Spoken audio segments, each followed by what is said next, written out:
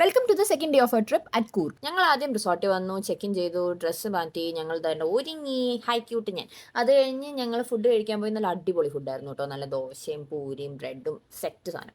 അങ്ങനെ ഞങ്ങൾ ഞങ്ങളുടെ ഫസ്റ്റ് ഡെസ്റ്റിനേഷനിലെത്തി. ഈ സ്ഥലമൊക്കെ കണ്ട് നല്ല വൈബ് അടിച്ചിരുന്നപ്പോഴാണ് അങ്ങനെ ഒരു ശബ്ദം വന്നത്. അതിൻ്റെ അകത്ത് മുതലേ ഉണ്ടെന്ന്.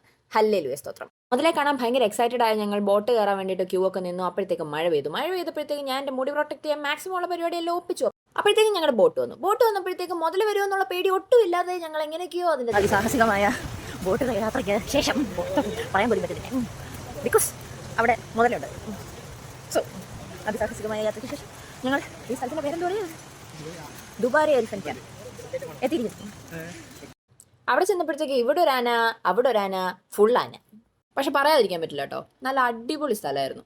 നല്ല കുറേ മരങ്ങളും ചെടികളും നല്ല നൈസ് ക്ലൈമറ്റും ആ ഒരു പുഴയും എല്ലാം നല്ല രസമായിരുന്നു. അപ്പോഴത്തേക്കും ഞങ്ങൾ തിരിച്ചു വരാൻ വേണ്ടിയിട്ട് ഞങ്ങളുടെ ബോട്ട് വന്നു.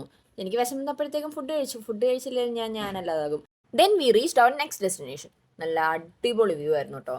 കുറേ നല്ല പിക്ചേഴ്സ് എടുത്തു. ഞങ്ങൾ കുറേ നേരം മേക്ക്. സോ ഗൈസ്, ഞങ്ങൾ വായിക്കൊള്ളാത്ത പേരുള്ള റിസർവോയറിൽ നിന്ന് ബസ്സിൽ പോകണം ഗൈസ്. അതെ. പിന്നെ ഞങ്ങളുടെ ലഞ്ച് കഴിച്ചു. നല്ല അടിപൊളി ബിരിയാണി ആയിരുന്നു കേട്ടോ. Our next destination was bamboo forest. അന്നത്തെ ദിവസം എൻ്റെ പേടികളെല്ലാം പുറത്തു വന്ന ദിവസമായിരുന്നു. കാര്യം ഇപ്പം ഞങ്ങൾ നല്ല അടിപൊളി ഒരു സ്ഥലത്തോട്ട് നടക്കുകയാണ്. ഇതിൽ നിന്ന് ഒരു പലക പൊട്ടി ഞാൻ താഴെ വീണാൽ തീർന്നു.